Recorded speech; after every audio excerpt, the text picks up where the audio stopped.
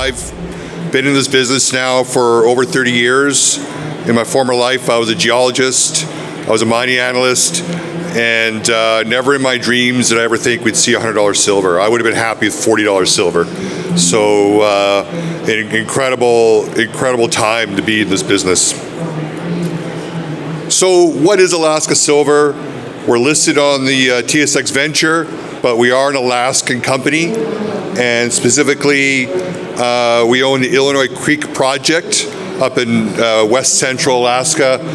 And within the Illinois Creek, we have two deposits. The Water Pump Creek deposit, which contains 75 million ounces of silver equivalent at a grade of 980 grams per ton silver equivalent, so almost 9 ounces.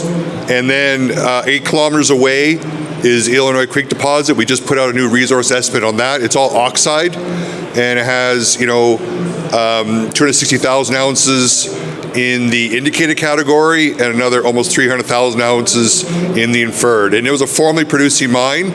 It produced 150,000 ounces of gold in the late 1990s.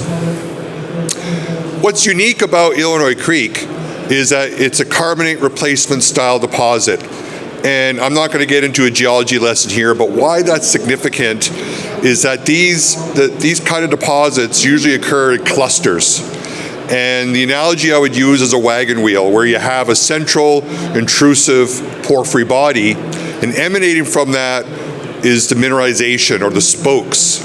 And what you have is you have this intrusive body coming through, this magmatic body that produces fluids. These fluids are acidic and very hot, and they carry lead, zinc, gold, and silver, and they emanate around. And a couple examples here: Santa Eulalia in Mexico, very high, they tend to be very high grade. Tintic in Utah, again, very high grade, and you can see how these feeders emanate out, and these hot acidic fluids hit carbonate rocks or limestones, and they release all this metal. We have a very, very large district. There's very little outcrop because this part of Alaska was never glaciated, and so we use a lot of geophysics and geochemistry. And you can see here the Illinois Creek mine that was in production in the 1990s and the Water Pump Creek deposit, and they're part of the same system. They're just two of the spokes of this wagon wheel. Regardless of what metal environment you're in, one thing that never changes: grade is king. And we have very, very high grade. Like I said, almost a kilogram per ton silver equivalent, and we have 75 million ounces. And here are some of our peers: Vizsla, Equity, BlackRock Silver, Dolly Varden, and Southern Silver, all really good projects. But what differentiates us is grade. And in this kind of environment, $100 silver, this thing would really, really make a lot of money.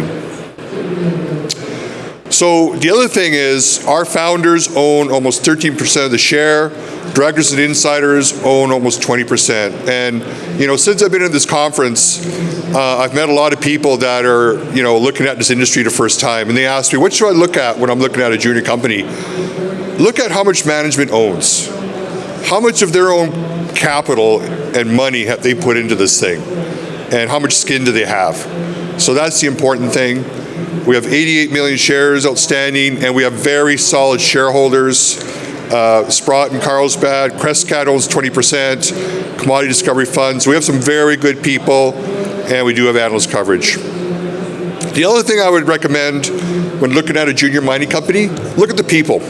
Our co-founder, Kip Mars, he's been in this business for over 40 years. He worked in this district in the early 1980s. Joe Pekenbrock. Joe was instrumental in the discovery of the Donlin deposit, which is one of the world's largest gold deposits. We also have Dr. Peter McGaw, and Peter co-discovered the Juanicipio deposit for mag silver, and Peter is very, very involved with us. So again, we have a lot of firepower, and that makes a big difference when unlocking value for a junior mining company. Alaska is an incredible place to do business. The government is very practical. They want mining. Alaska historically has depended on oil and gas, but now because of oil and gas prices, they need other sources of revenue. And you can see there's a lot of projects moving forward in the state.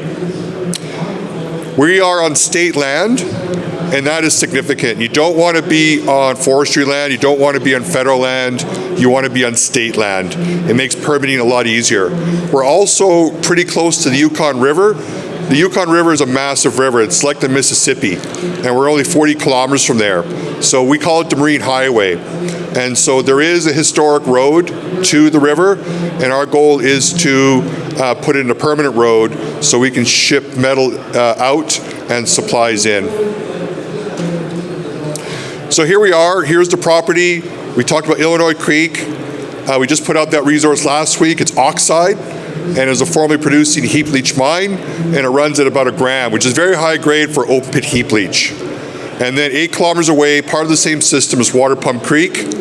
And last summer we discovered the silver sage showing. And again, it was a geochem anomaly. One of our geologists went there with a backhoe and started digging it up. And she pulled out boulders of massive sulfide running up to over 1,000 grams per ton silver. So we'll be focusing on drilling that next year. Here's Water Pump Creek. The nice thing about Water Pump Creek, it's nice and thick. It's not a vein that's only 1 or 2 meters wide. It ranges from 3 to 5 meters to over 100 meters wide. So in terms of mining, your mining cost should be reasonable because it's nice and thick, and you can probably use long hole stoping. Here's Silver Sage, our discovery last summer.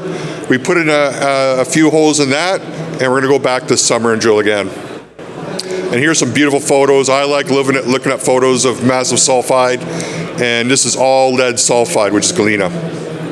So going forward, we're going to continue drilling next summer at Water Pump Creek. We're fully funded. We raised $13.8 million US last October. We will have 2 drills going. We just updated a resource estimate for Illinois Creek. We're going to work on that road, and we're going to continue work at Silver Sage and add more value to the company. Just wrap it up. We have incredible relationships with the local natives in Alaska.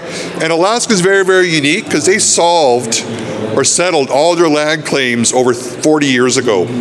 So it's not like other jurisdictions in Canada where there's issues with land tenure. It's all been settled.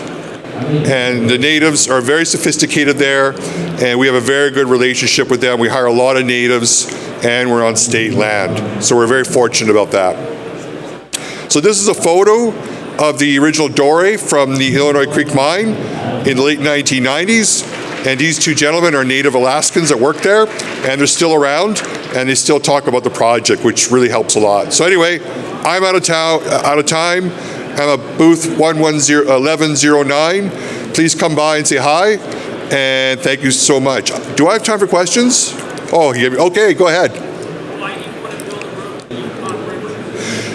Well, it'd make, if we develop Water Pump Creek, then you would be shipping concentrate.